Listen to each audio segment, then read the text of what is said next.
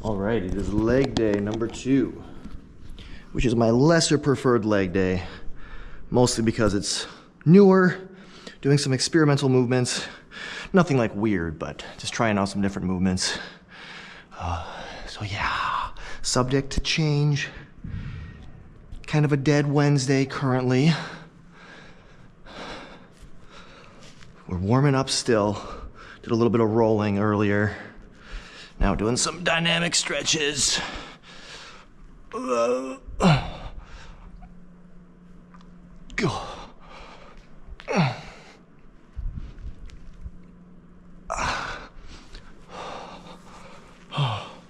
Getting all of the lower half ready.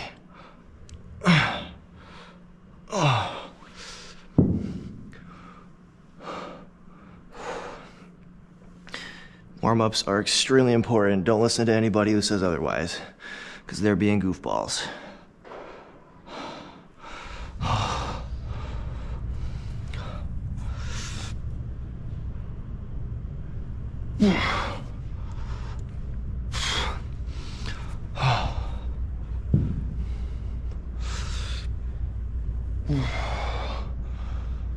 Doesn't have to take long.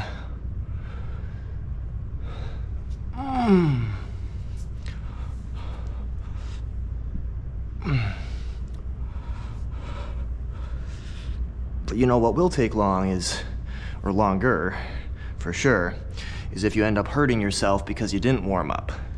So, yeah, keep that in mind. Oh. Oh. Okay.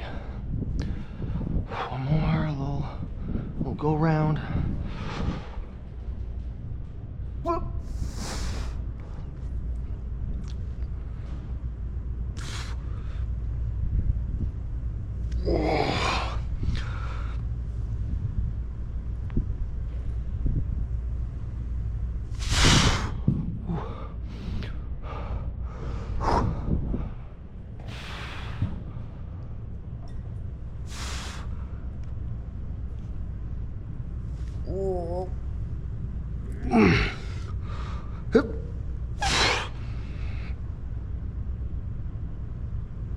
Whoa, pop.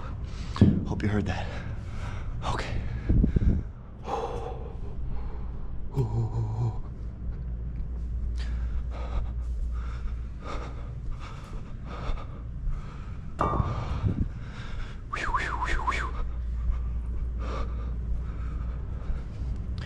There's some definite similarities between leg days.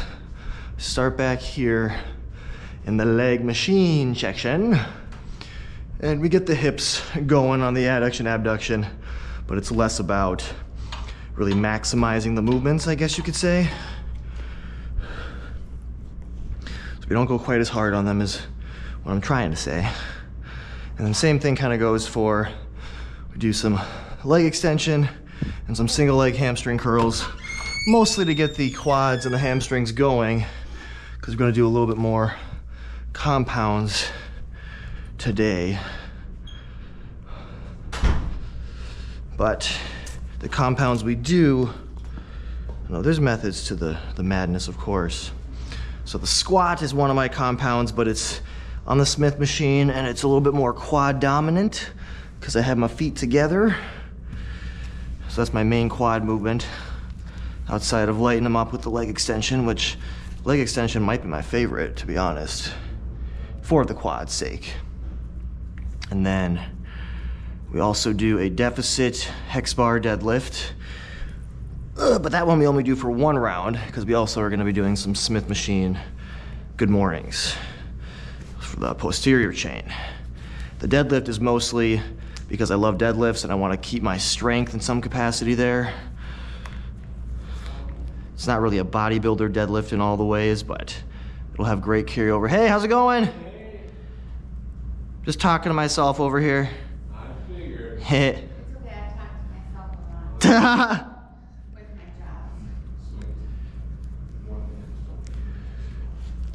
job. What was I saying? But yeah, it's also in service of jujitsu, I guess you could say. Anyway. So it's not really warming up back here in all ways, but the hip ones are more as a part of the warm up, meaning the adduction, abduction. Ah. Whoa! And I still go hard on the leg extension and hamstring, but not like my other leg day. Mostly meaning I don't do 2 sets, I just do one. One really good set. And then we, again, are gonna maximize a quad dominant squat, plus some deficit deadlifts, and, oh no, some good mornings. We're also doing some glute kickbacks, which will be more for trying to focus in on the glutes. Get some hamstring there too, but mostly for the glutes. And then at the end, I will, if I have time, do a little mobility work specific to the lower half. Well, lower half and like, well, I guess lower back is kind of lower half, isn't it? Oh, just. Yeah, you could say it's just to give a little more frequency to the hips. Outside of the warm-up component, it's also, yeah, for more frequency. Frequency is important.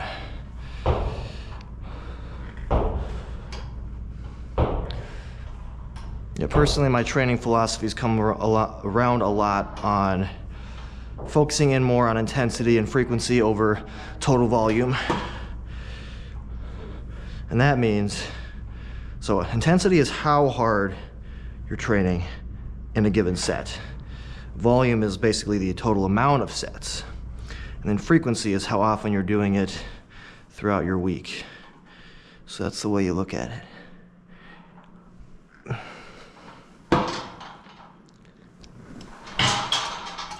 But we do 2 good sets of calf raise.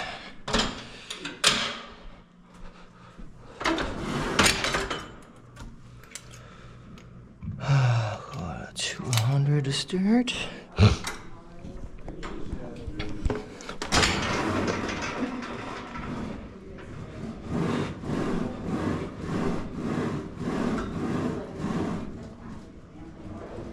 I should probably do some tibialis raises too, for a lot of reasons, but largely to make my squats feel better. You know, bodybuilding judges don't really look at your tibialis. They look at your calves, but probably not much tibialis.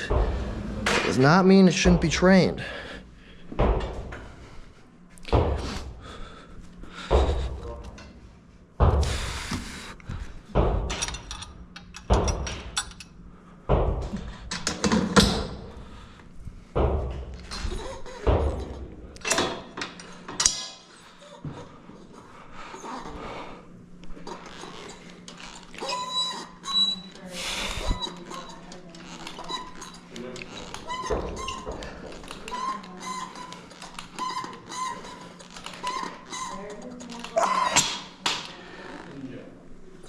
So why I value intensity over volume especially is because I'm trying to give the muscle a reason to grow, so you want it to get stronger.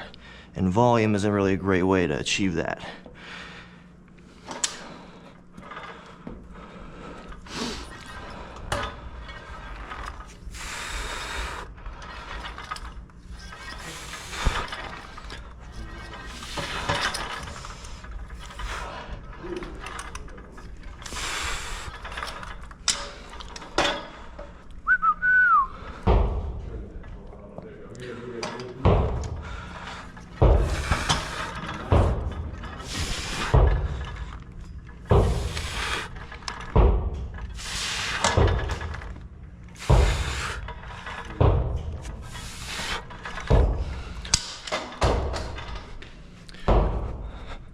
I also don't typically believe in leaving reps in reserve. That kind of goes along with higher volume training a lot of the time. And why I don't like that is most people do not know how to gauge failure, which is meaning your muscle's inability to do more work. like truly failure, that can be a challenging thing to gauge. So if your reps in reserve is going to basically be like the reps you're keeping in the tank that would otherwise get you to failure, and how are you going to know that if you barely can gauge failure to begin with? So I just feel like it holds people back. So if you just try to train to failure, you'll probably be at least in the realm of where you want to be, which is either going to be at that true failure point, which you could argue is subjective, or within a few reps, which really that's what you want to do, is kind of be within a few reps of your perceived failure. And in some cases, as an intensity technique, you can go beyond failure, which basically means doing partial reps or assisted reps to some extent.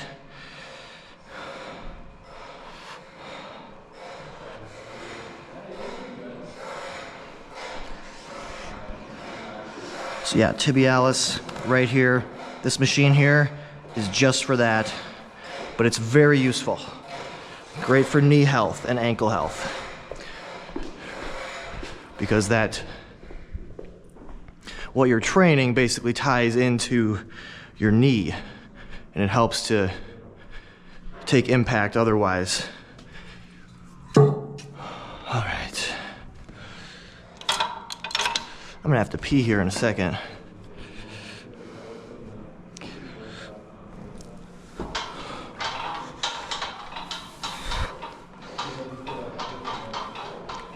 Been pretty tight in this right hip flexor region. Not sure which muscle exactly, but it's gonna be okay.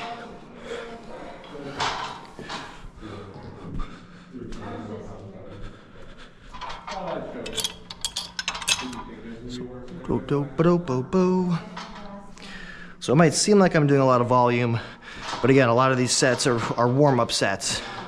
And then I usually do no more than, for sure, 3, but more often it's 2 working sets.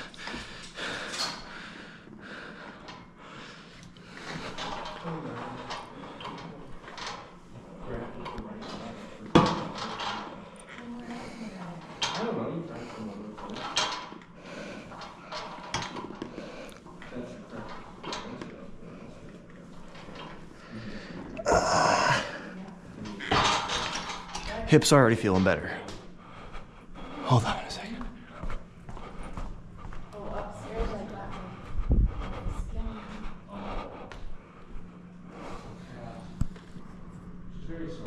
Okay.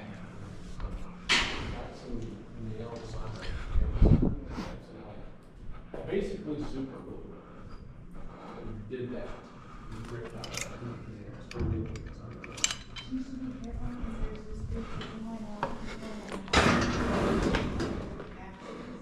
Well, she did.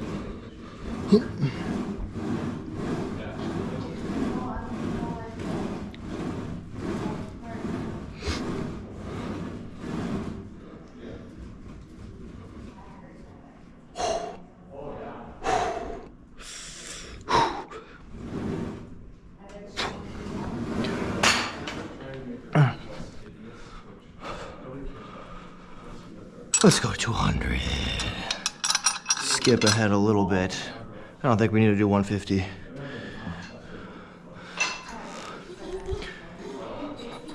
But yeah, if you didn't see on my other leg day, I full stack it for my working set, plus add a little weight.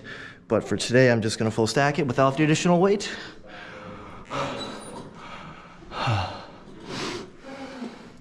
And then after this set, we're gonna pee.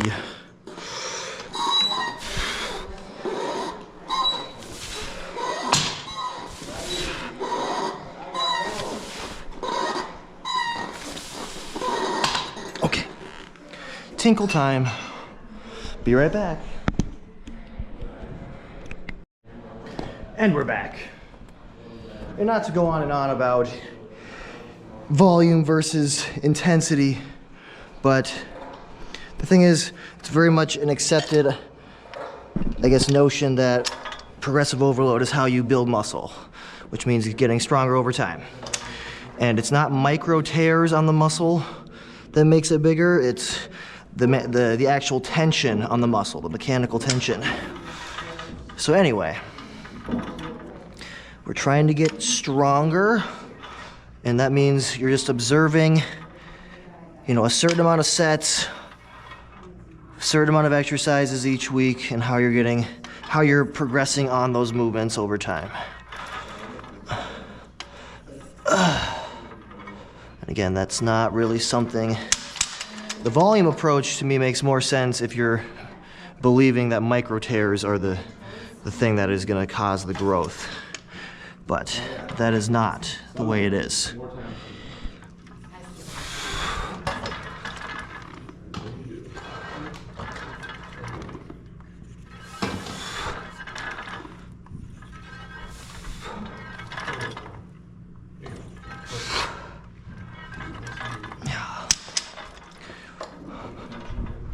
Woo, yeah.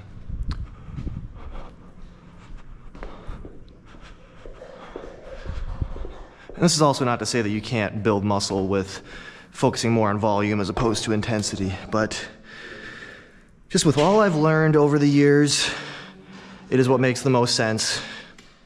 And I've also been experiencing the best results from shifting my training that way. I used to try and get the best of both worlds and really push failure with a good amount of volume per muscle group, but chilled out on the volume a little bit.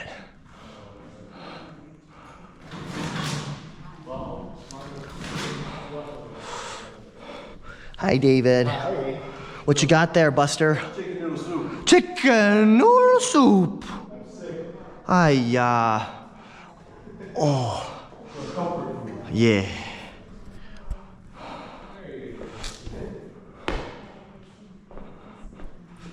All right.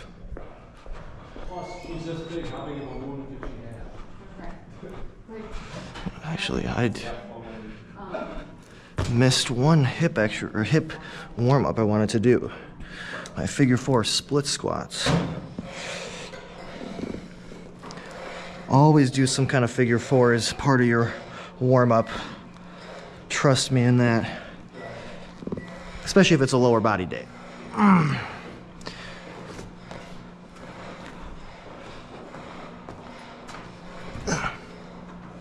That'll help keep the hips especially loose in an advantageous way.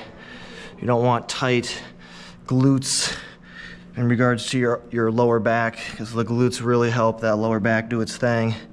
Glutes and hip flexors.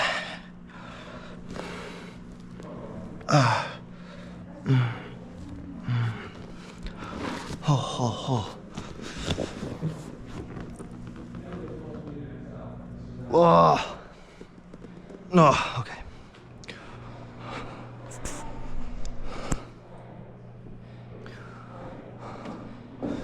These also help with that, but I wouldn't just do these poisonally.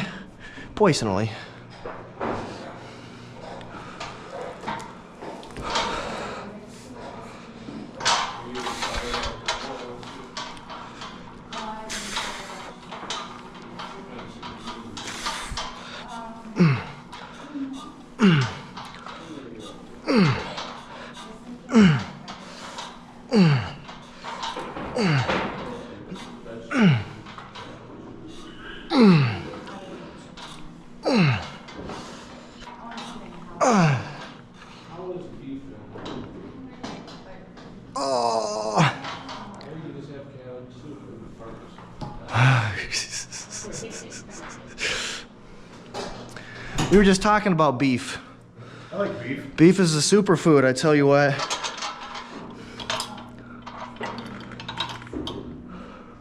It's only super if you prepare it correctly. Yeah, well, sure. Get a good source, or a good, what did I say earlier? The good type of, you know, don't just eat like a Big Mac and be like, there's beef in this, and therefore good, yes. 70-30 fat. Or like grade F meat, which I don't want to slander anybody or whatever, but I don't know what kind of meat they use, but can't imagine it's top notch. All the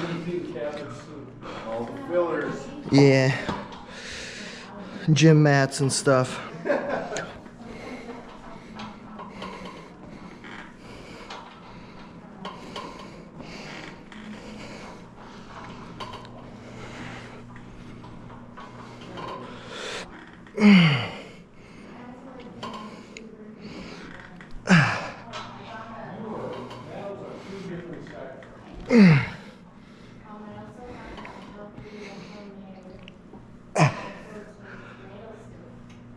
what makes it high protein. Oh boy. Oh. Hi, hot soup. Classic. No soup for you. Too hot. Burn the tongue. That is not my favorite experience. Ooh. Burnt tongue, not fun. Ugh. Burns in general, I'm not a fan. Like of all the pains that exist, I think like skin irritation is my least favorite. Like I don't sunburn easily, but like sunburn, ugh. Gosh. Like the thought of putting like a shirt on when you have a really bad sunburn or some other kind of skin irritation, no thank you.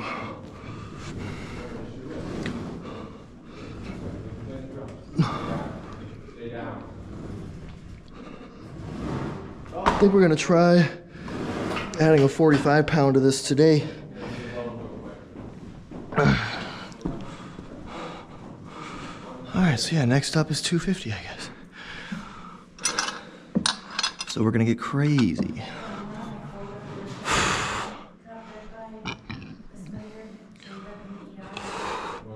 I actually might do 2 rounds, 2 working sets on there. Because I'm really trying to bring the hamstrings up. I don't think it'll hurt. And by that I mean I don't want to get too much, accumulate too much volume and interfere with my ability to progress as I want to. That's kind of the balance you're looking for. You only want to do as much as you can recover from, for the most part, especially as a natural, where it's already a little harder for you to recover than those playing by different rules. Okay. Buckle up, buckaroo.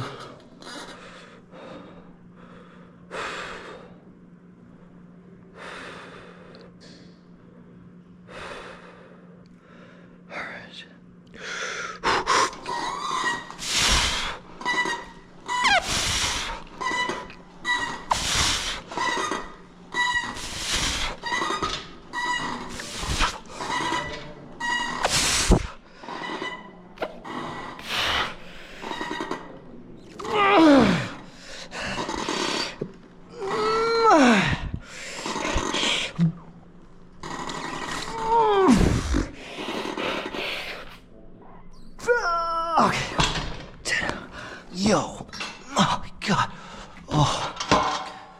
Oh, maybe could have fought a little harder on that. Maybe. But that'll do. That will do. Holy crap.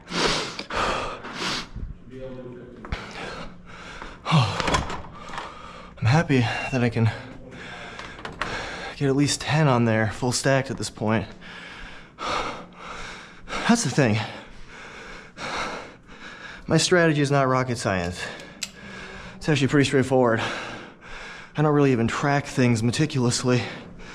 I just try and get stronger with the heaviest weight I can manage for any amount of reps, and then keep doing that, and then bring the weight up eventually. And for example, on here, I used to just do the full stack, and then I wasn't able to get, I was maybe able to just get 10 reps, and then I started adding weight to it, and now this is easier. The full stack is easier than it was prior, which obviously just makes sense, but still, that's all done without doing any weird excessive tracking and accounting for every single little variable in detail. Okay, I'm gonna rest a little longer. Intensity will take it out of you. Or training with a lot of intensity, so resting is necessary. Like I could go again. It's not like I'd be incapable, but I wouldn't be able to push as well as if I would if I waited a little longer. And again, I'm trying to get stronger, not to be too redundant, but with fitness skills, you're trying to improve in some way, no matter the skill. And how do you get stronger? Well, you get stronger. and muscle size and muscle strength are highly, highly, highly related.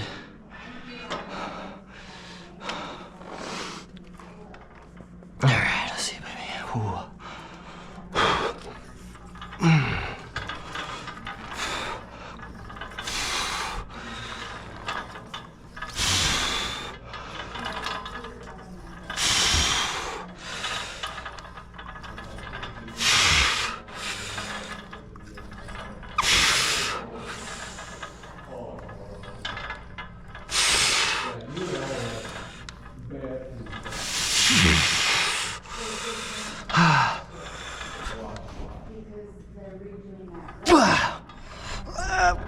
Oh, get it. Oh. Oh. I don't know if it will, I don't know. Also, I encourage everybody to track their workouts. I know what I said earlier, but especially if you're new to this thing, you gotta be tracking, get an idea. And that goes for food too. Like, I don't track food, but I have tracked food.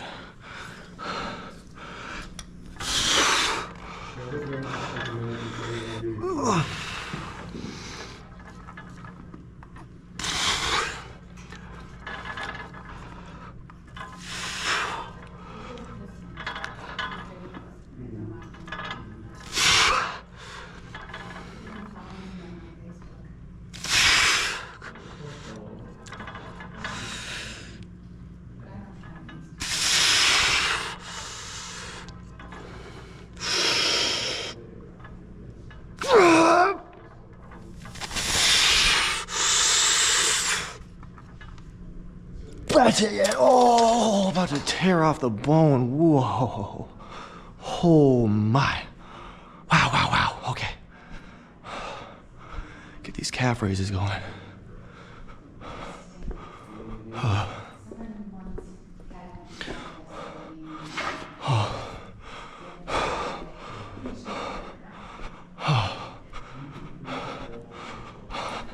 Legs are feeling a bit pumped.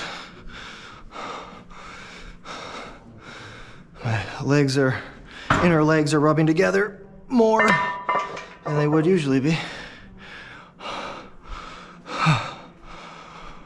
That was actually one of the big changes I noticed over my last gaining phase was my legs were rubbing together.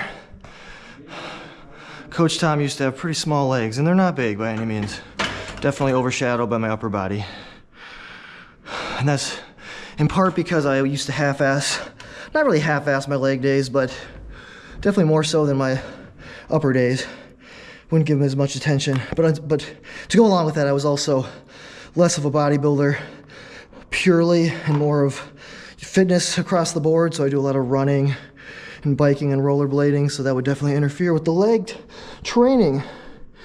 But now we're a little more focused in on the bodybuilding side of things, for better and for worse, at least for the time being. But the goal is always to be fit and healthy, which bodybuilding can cover a lot of that, especially if you're doing it as a lifestyle as opposed to a competitive endeavor. Competitive bodybuilding is not the healthiest, so I admit that as somebody who competes every now and again.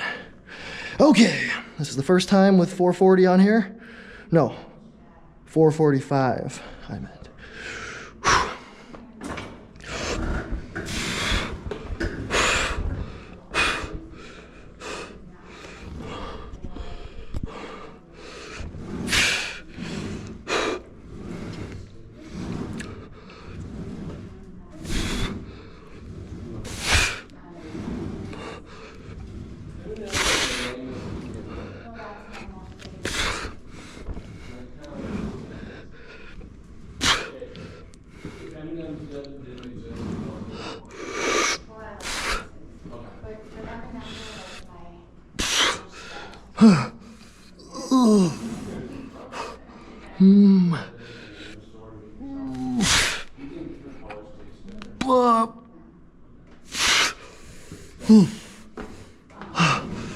Oh gosh.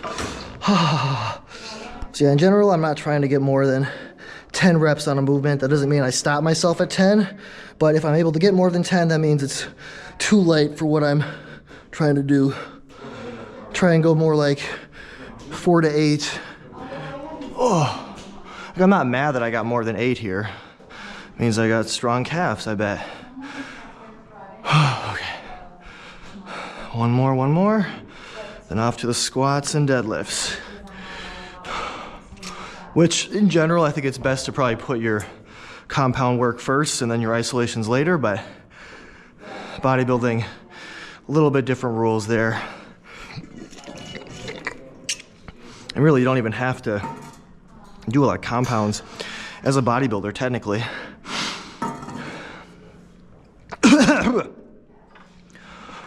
Like, at its most pure, if you really wanted to optimize bodybuilding, you'd probably try and make everything super stable and very isolated.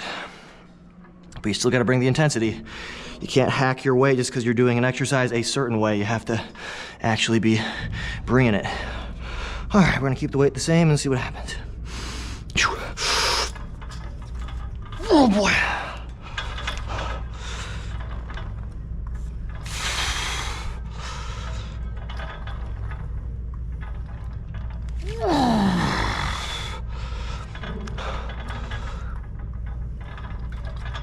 Oh, get the four.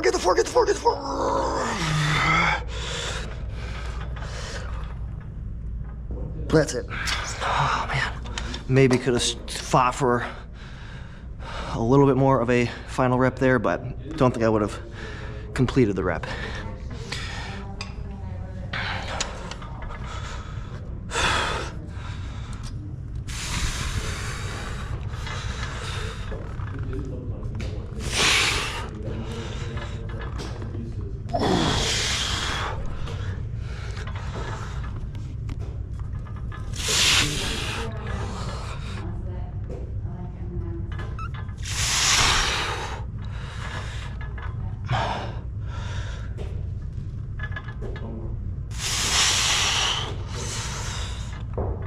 Oh man, I'm doing more reps here. I actually barely rested too, that's weird. Oh, no, I shouldn't have stopped. Oh, yep, okay. Oh. Okay, well, that was weird. Yeah, the right hamstring is certainly stronger than the left, is what we were learning.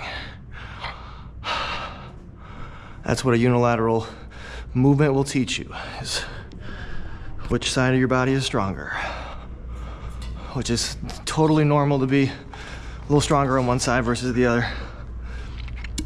Obviously, given that most of us are not ambidextrous, and even if you are ambidextrous, I'd imagine you still have that sort of imbalance.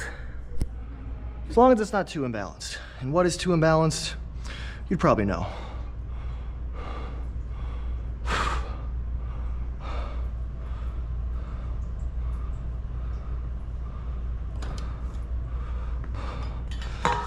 Spend the time filling this whole thing back up. Just need a little water in here.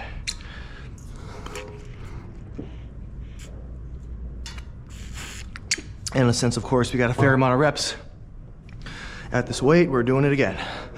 Same weight, I mean. Ba ba ba boom. Ba ba ba boom.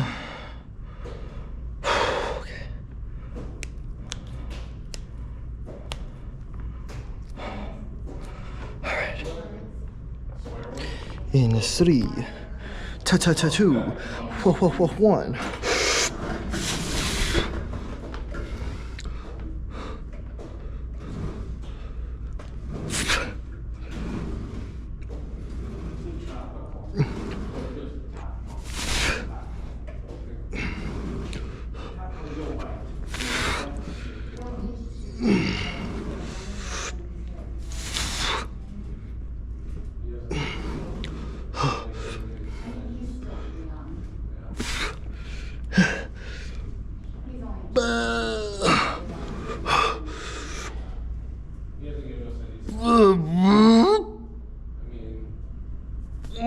That's it.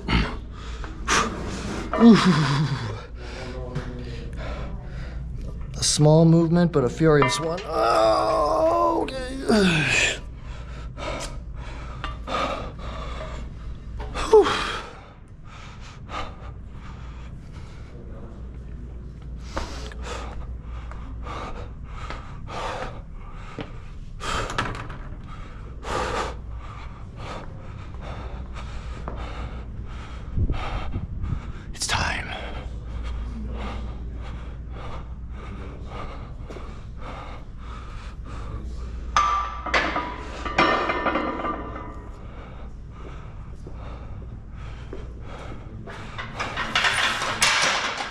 Quad dominant Smith squat. My favorite way to squat currently. Get some glutes in here too, but not a lot of adductor, abductor.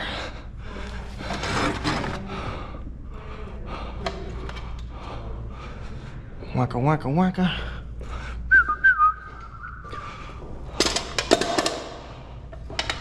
Cha-cha-cha-ching. Salty, yes, salty. All right, so we got some heel lifts. And squat shoes for extra quad dominance. I think we're gonna take this off.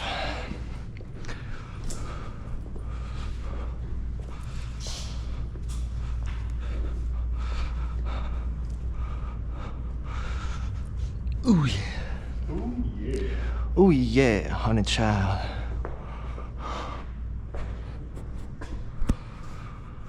So we're just feeling out the placement of everything real quick.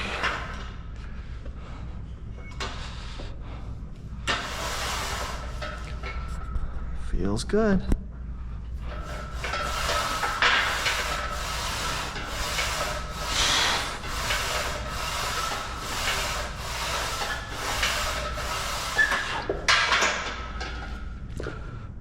Doing one warm-up set. Beyond that, but before we do, we're gonna go set up that there deadlift.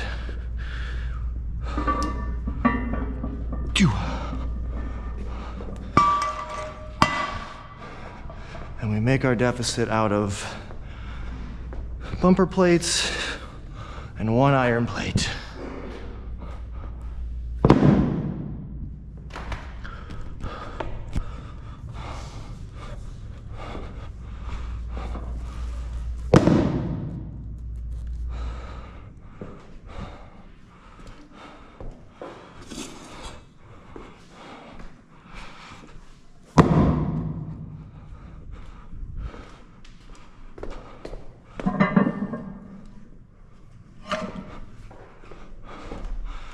We do gotta warm this guy up for 2 sets before the top set. We're still working at 315.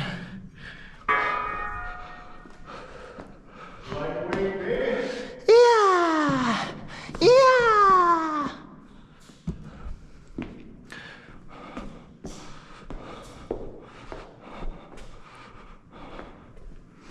There's a hidden Mickey right here.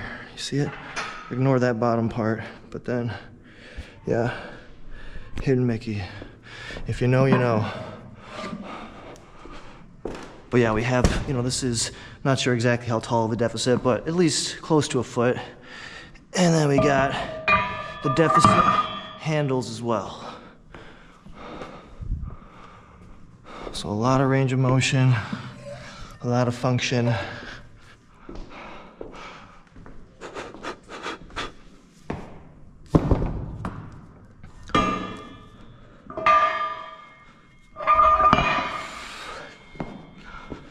No straps on the warm-ups, no belt on the warm-ups.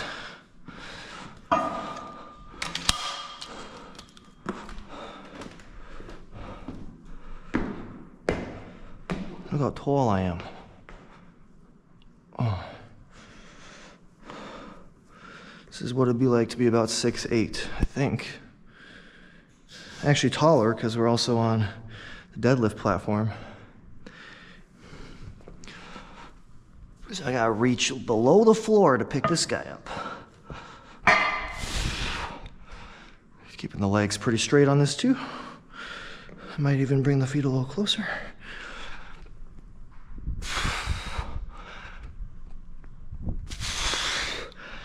Not touching the ground because of wanting to keep the tension there, but we're close.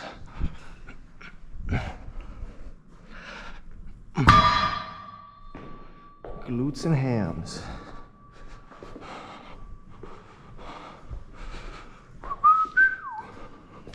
I need a sippy. A sippy.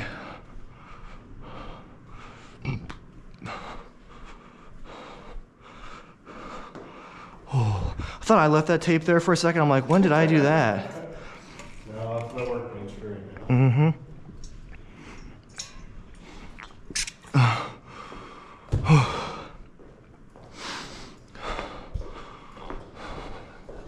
So peaceful in here. I do say.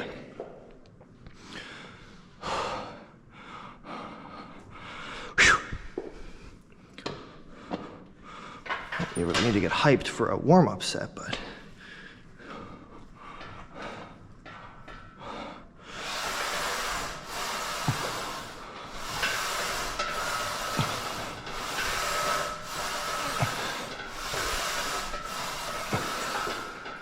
How do 4? Not bad. So this is approximately 185, wait. Yeah, 185. We think this bar is 35, and I say think because I haven't witnessed the weighing process, and Hunter has reported the detail with not the utmost confidence, so, because he used a fish scale.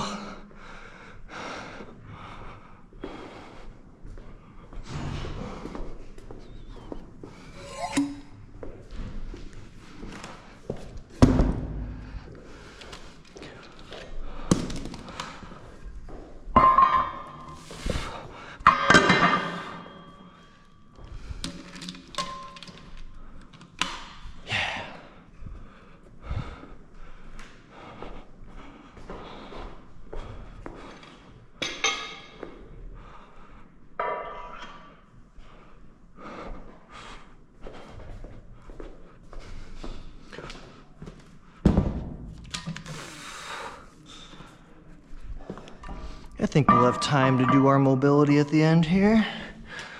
I mean, all of this is technically some level of mobility, but it's gonna be some real specific stuff.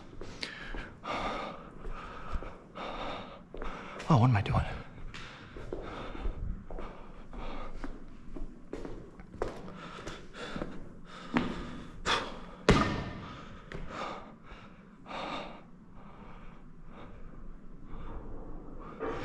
Also, your workout attire does not need to be expensive.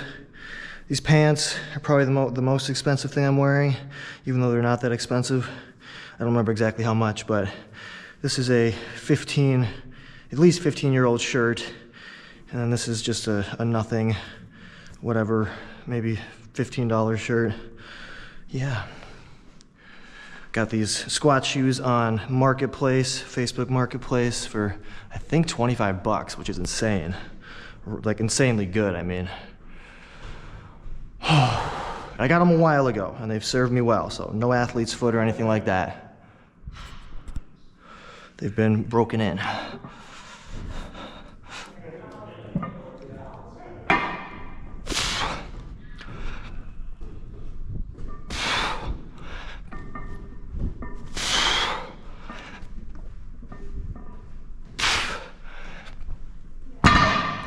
Ooh, hello. How you doing? Good. I'm gonna see how it goes. Ah, you're gonna be even better walking out of here. So we'll do your squats here, and then we'll do the chin bar, which is set up wherever we want. Yes, sir. Let's go. I don't know where we want this. I'll put it over here.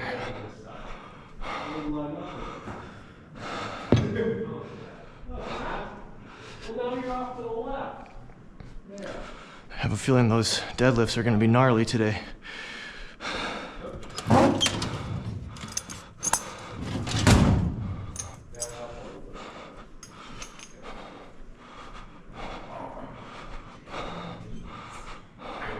almost want to do that one first, but we'll stick to the plan. Squats first, then our single deadlift round, and then our second squat.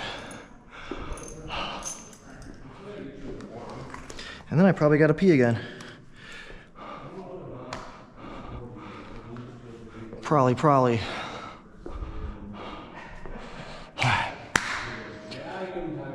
So this one I try to take a little past failure, which is another benefit of the Smith here, is you can do that without risking your life as much.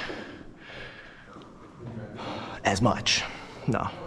There's a little risk if you know what you're doing.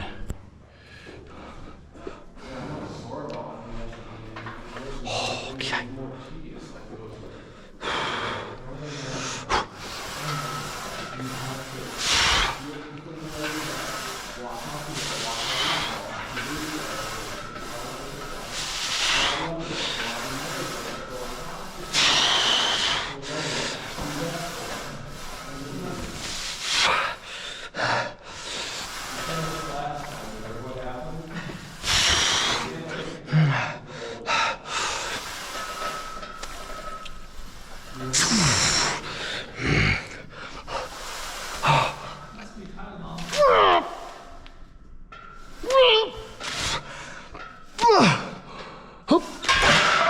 No. Oh my gosh. Oh. Oh. That one is crazy, man. If you haven't tried it, I highly recommend. And, you know, on a regular Smith squat, I could do over 315 pounds for reps. No shot I'm doing that with this setup.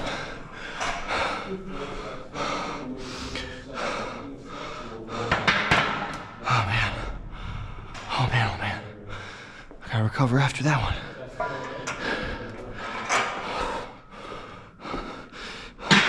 I know there were some very, very small reps at the end, but I think it's worth going for them. Regardless. Wow.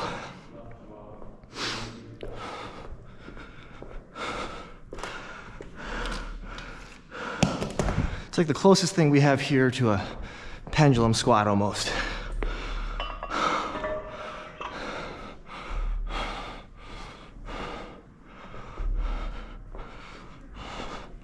I used to never use the Smith machine.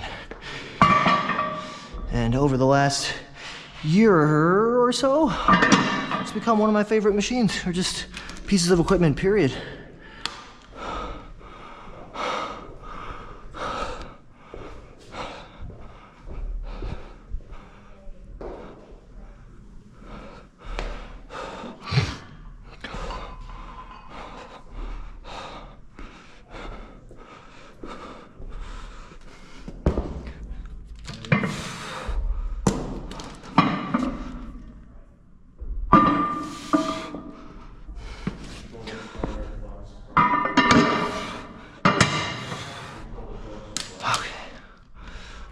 A little more water.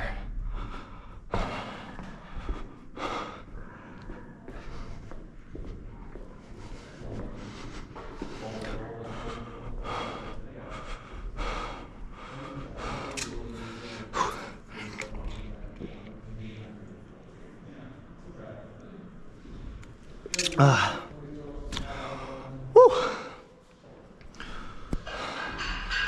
Woo, woo, woo. We are getting after it. Actually, we got it. Beep, beep, beep. Oh, yeah. Oh, yeah.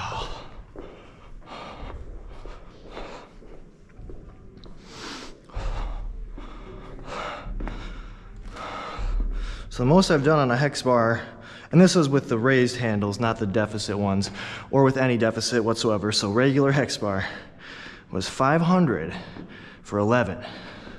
I got it on video. I'm not one to make such a claim without having a video of it. And I was probably weighing like, I don't know, definitely no more than 176 probably at the time. I know that's oddly specific. I could have said 75, but no, I wasn't 180.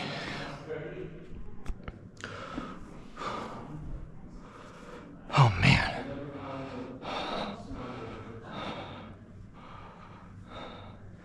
Bold strategy, man. Bold strategy. Doing some failure rounds of single leg hamstring and then trying a frickin'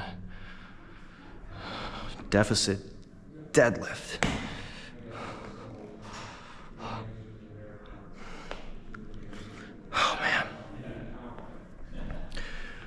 Bring the heat, bring the heat.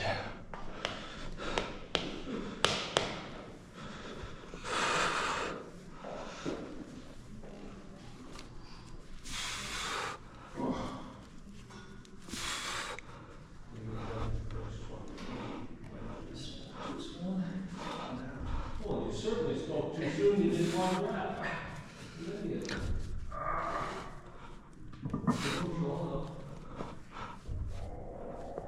Okay.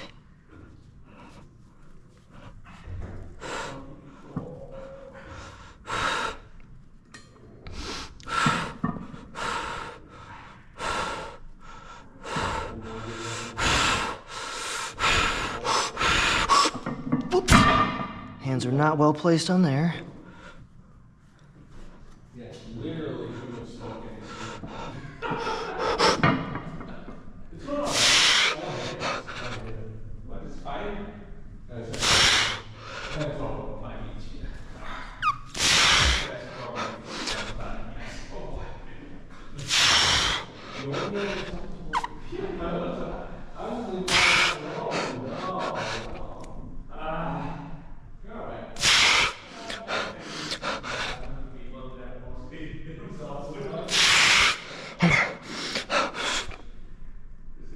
Oh, that's it.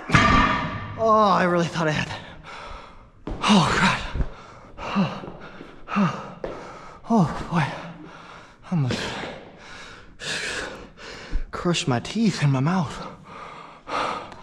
which happens to be where the teeth are located. Oh, look at the, got the cardio fired up.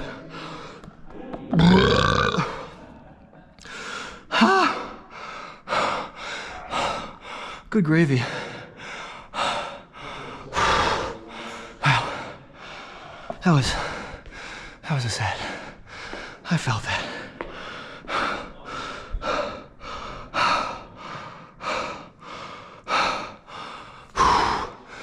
Wow.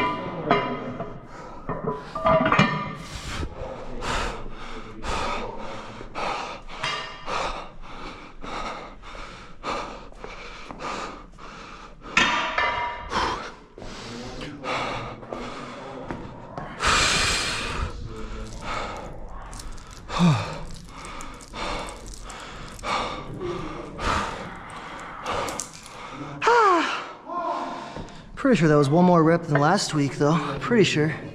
Pretty sure.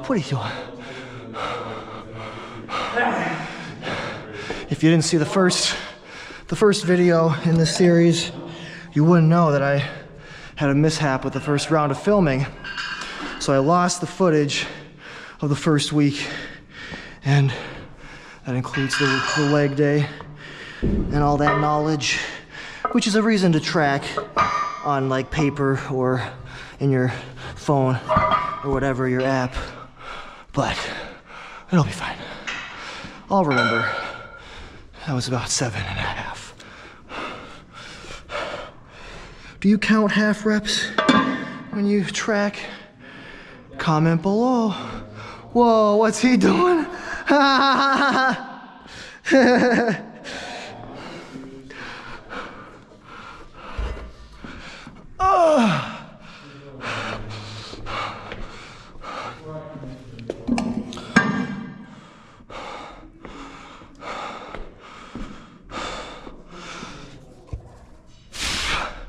Takes half the workout to break this down, doesn't it?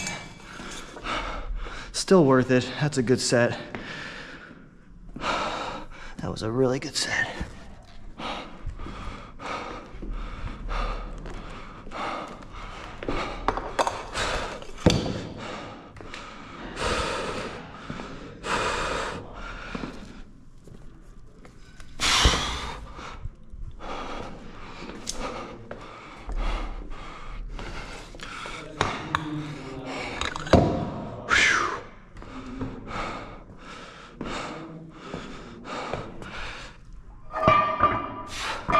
So that's the hardest thing done. Still got some intensity to bring, but hardest thing in this whole workout is definitely that. It's one of the reasons why I do it. Would there be an overall better option to optimize my bodybuilding? Perhaps, yes, perhaps. But still does those pursuits well while also having a lot of carryover elsewhere. Because again, I'm not just a bodybuilder.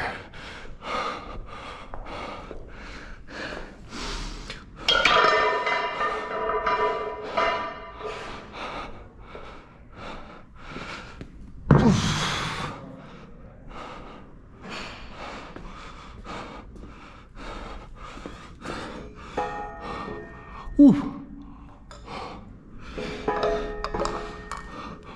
Oh.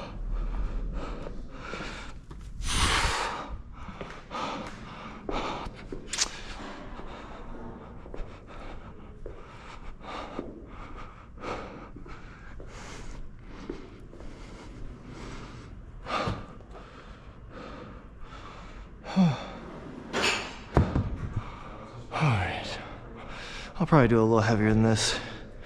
This is what we have been doing our second set at, but I think we can bring her up a hair.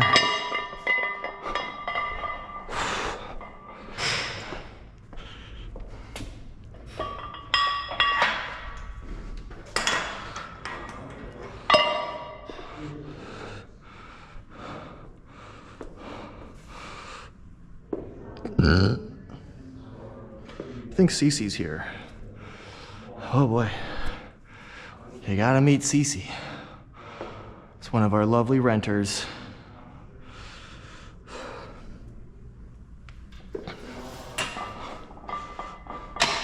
Oh, dang it. What was that? Oh, no, that's okay.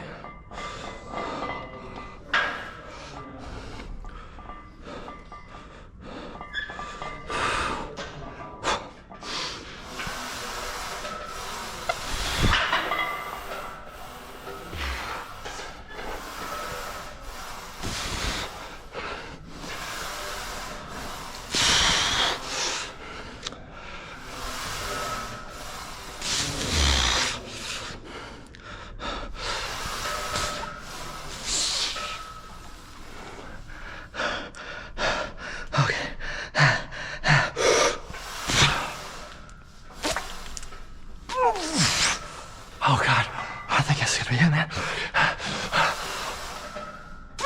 Okay, yeah. No. Oh yeah. Willikers.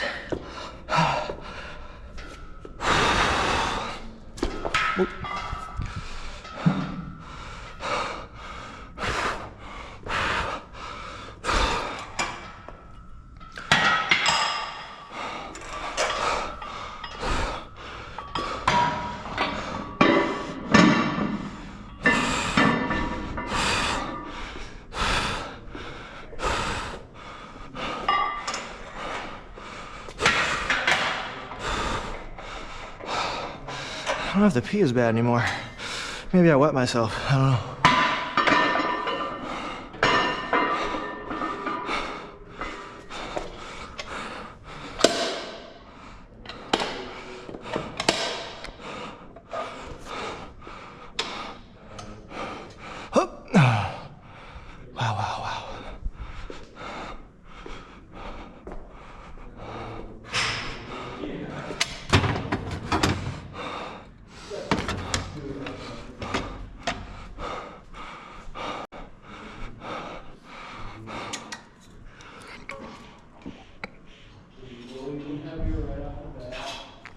Wow.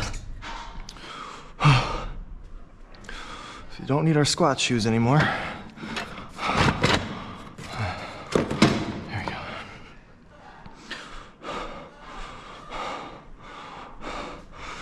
Ooh.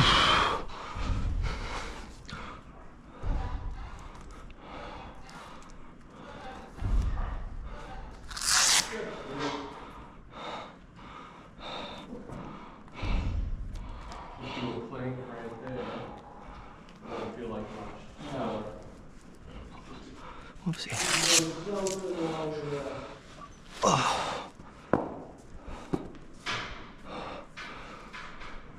Oh. Oh.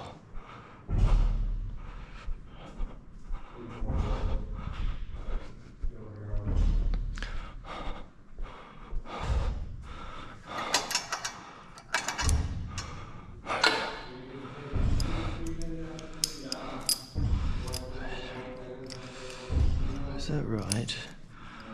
No. There we go. I think. Yeah. Yeah! I think we'll warm up one set here just to refamiliarize the movement a little bit. Probably don't have to, but we're going pretty heavy, so. Oh, I don't need this belt anymore either. Actually, I might when I do the good mornings. We'll see. Try to set that up here. I want to use some safeties. Don't know how high I want them though.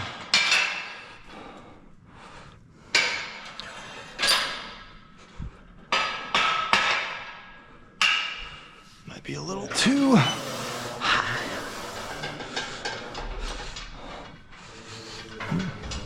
I really position my feet far out for these ones because of the way the Smith locks you in. Yeah, definitely need to drop that down.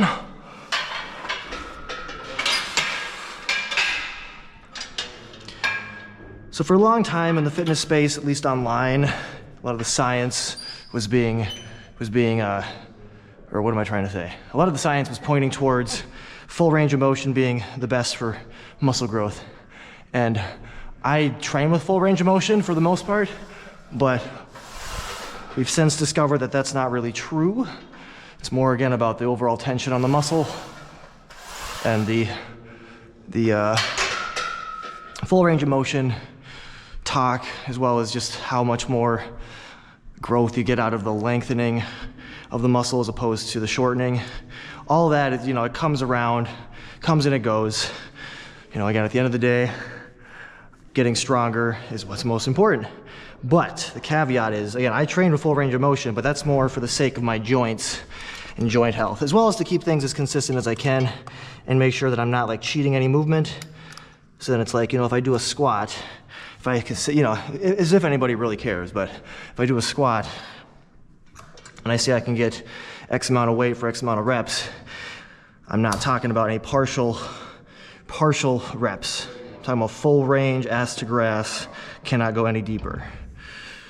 Anyway, hopefully that made sense.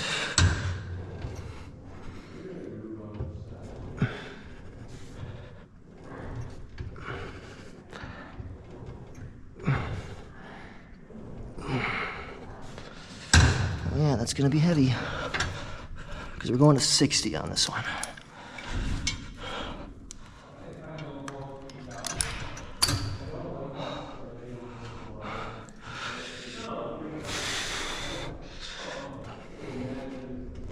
It's harder for me to feel my right butt cheek.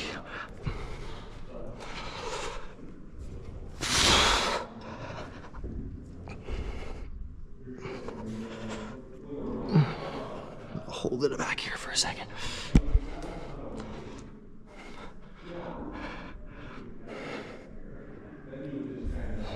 All right.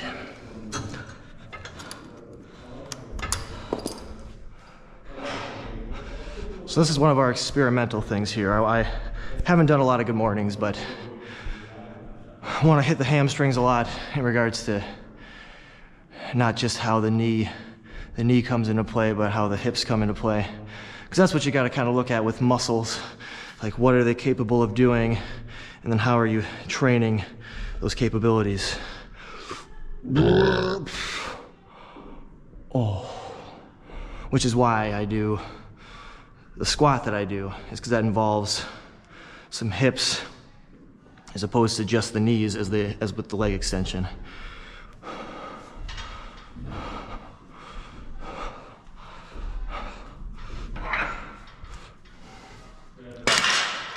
If I recall correctly, I like the way that this feels as far as my legs are concerned when compared to a deadlift. Because deadlifts and good mornings, they kind of work the posterior chain similarly, especially the lower half. But I think because I'm not holding it with my hands in front of me, I'm able to get a little bit more out of my legs. I don't know. That's my guess. I don't know even how much weight I want to work with this for my working sets. Oh, that feels good. Wow. Oh no.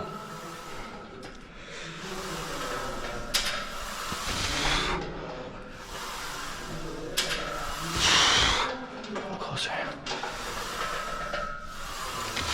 All right. Probably go a little heavier for our working set. I think we'll just do one real good one.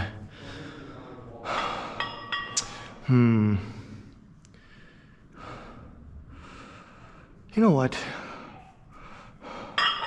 We will do 45 pounds worth per side. Might not be a ton of reps, but it'll be a good load. Good load.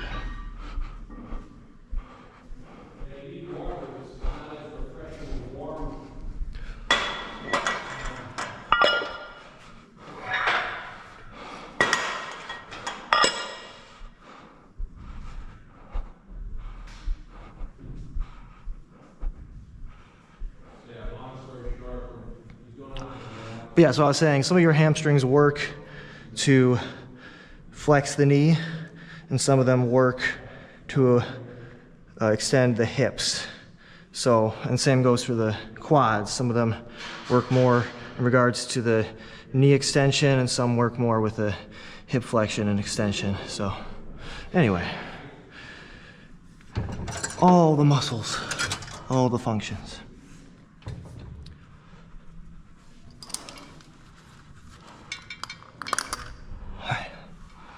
Game on.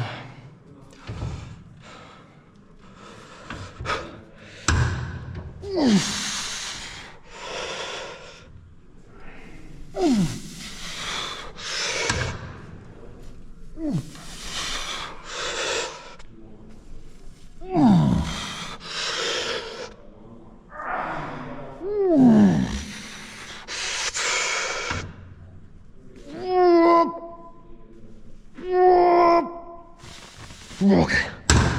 Yep. That's it. Take a second. Yeah. So yeah, that and the good morning are similar, but not the same. Good morning's also hitting the spinal erectors, so low back area, more so than this one. And again, this one's, my goal is a little bit more on the glute side of things. Hamstrings are a bonus.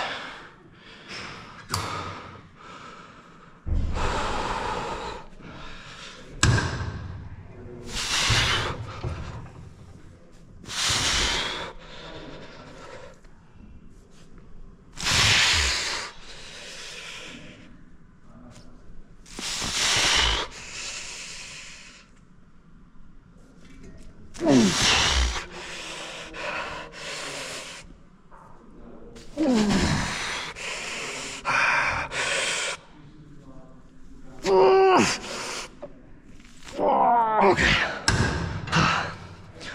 Yeah. Holy monkey. Alright. Little water.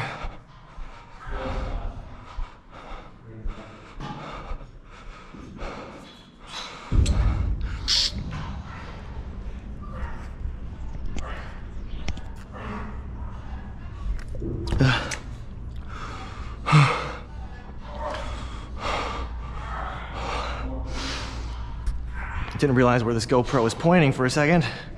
Hopefully we were in a good vantage point. Okay, we're still new to this, okay? It's gonna get better and better.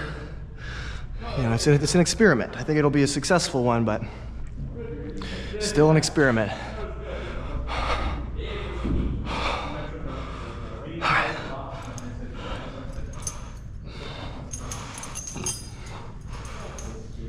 I remember when I was younger, I thought you had to do at least 3 sets per exercise in order for it to make a difference. That is just not the case at all. People have grown from many different methods. And 3 is just an arbitrary, you know, the classic bodybuilder.